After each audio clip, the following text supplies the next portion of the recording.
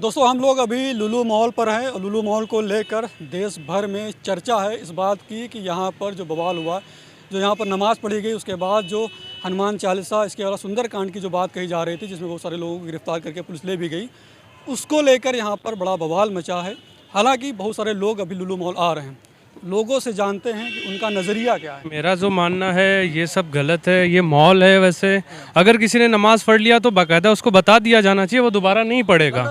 बस सुंदरकांड का ये तो एक मुद्दा, एक राजनीति पॉलिटिक खेल रहे लोग, ये सब गलत है निहायत ही। मतलब जो सुंदरकांड की चीज़ें बताई जा रही हैं, कहा जा रहा है इसका बायकॉट किया जाए, वो गलत है। हाँ, वो गलत है।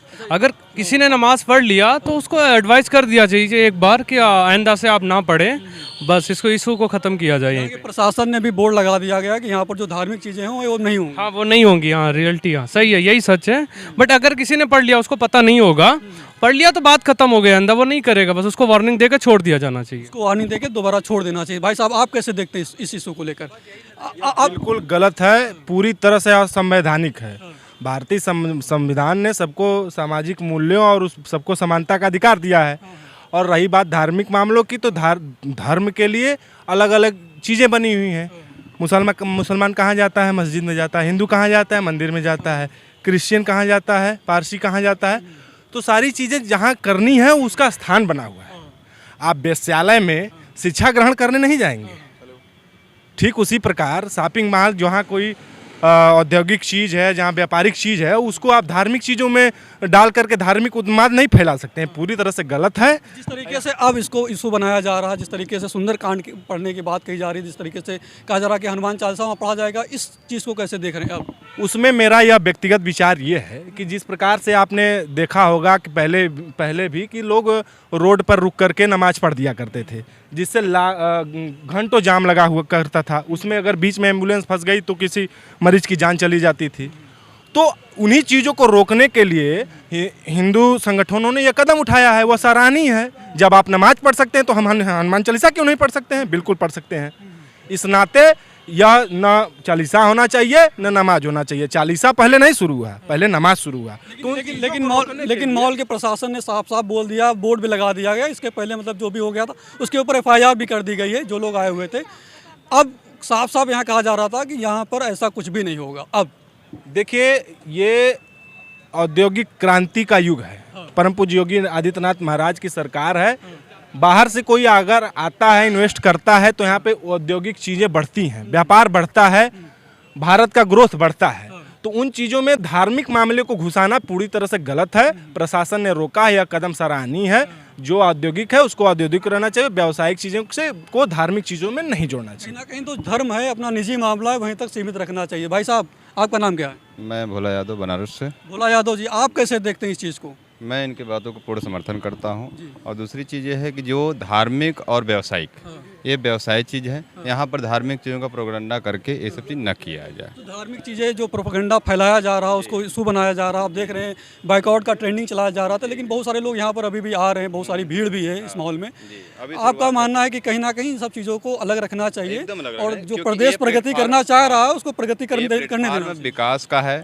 यहाँ न तो धर्म का कोई ही औचित्य नहीं है। जहाँ व्यवसाय हो रहा है वहाँ धर्म की बात न किया जाए। जिस तरीके से अब सुंदरकांड पढ़ने की बात कही जा रही है, उसको किस तरीके से देखते हैं? देखिए, हिंदू धर्म की बात है तो अगर वो मुसलमान जो भी किए हैं तो उस अर्थ पर अगर सुंदरकांड या हनुमान चालीसा पढ़ा जा रहा है तो ये कोई गलत नहीं है। नहीं, तो अभी तो आप कह रहे हैं कि अब नहीं होना चाहिए। उनके रोकने के लिए आगे न करें। तो अब तो उन्होंने बोल दिया, मॉल प्रशासन ने भी बोल दिया कि अब से यहाँ से धार्मिक चीज़ें नहीं होंगी। लिया कि उनके कर्म करने के बाद, ये कर्म करने के बाद हुआ है ना, आगे से ऐसा न हो। व्यवसायिक जहाँ है व्यवसायिक रहे और जहाँ धर्म है वहाँ पर धर्म पर अपना, हिंदू भाई हो चाहे मुसलमान भाई, सब अपना अपना चीज़ करें, कोई अपना देखें। जी चल ठीक है। भाई साहब, आपका नाम क्या है? मेरा नाम आशीष कुमार सिंह है। आशीष कुमार सिंह, आप कैसे देखते हैं इस चीज़ को? देखिए, ये गलत, ये होना चाहिए, देश में नहीं होना ये चाहिए। होना नहीं चाहिए। आप पूजा मंदिर में जाकर ये नमाज मस्जिद में पढ़िए।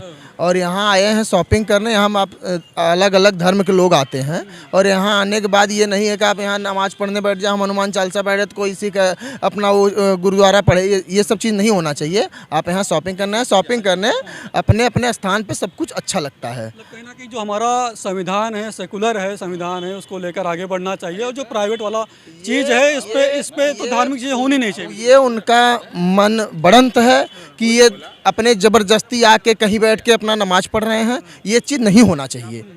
और सब लोग अपने अपने उसमें जाके नमाज पढ़ना मत आइए। कौन सा जरूरी काम है कि माल में आइए, आप यहाँ माल में आना जरूरी है, आप नमाज पढ़ना जरूरी है, मत आइए यहाँ ना। नमाज जाके मस्जिद पढ़ के तब आइए, तो 24 घंटा खुला है ना। इतना पैसा लगा के बना है, इतना अच्छा टूरिस्ट प्लेस है, अच्छा बनाया गया, एशिया का सबसे अच्छा मॉल है। हम लोग आए हैं खुद ही घूमने के लिए, सब कुछ बढ़िया है, लेकिन जो जिस चीज़ के लिए जो बनाया गया है वो वहाँ होना चाहिए, बस ये इसके लिए बनाया गया वो वहाँ होना चाहिए। और धार्मिक चीज़ें जो हो रही वो नहीं होनी चाहिए। तो आप साफ साफ देख सकते हैं कि हमारे साथ जो लोग जुड़े हुए थे लखनऊ के बाहर से हैं, ये किसी दूसरे ज़िले से, बनारस से लोग भाई साहब थे। इनका साफ बनारस, भदोही, चंदौली, जौनपुर 4 जिलों से थे। और इनका साफ मानना है कि मॉल जो है शॉपिंग की जगह है, घूमने की जगह है, खाने पीने की जगह है, यहाँ पर धार्मिक चीज़ें नहीं होनी चाहिए। और हाँ, इन भाई साहब का कहना अगर पूजा करना तो अगले दिन आइए, एक दिन पूजा अपने घर पे कर लीजिए, नमाज़ पढ़नी तो मस्जिद में पढ़ लीजिए, उसके बाद में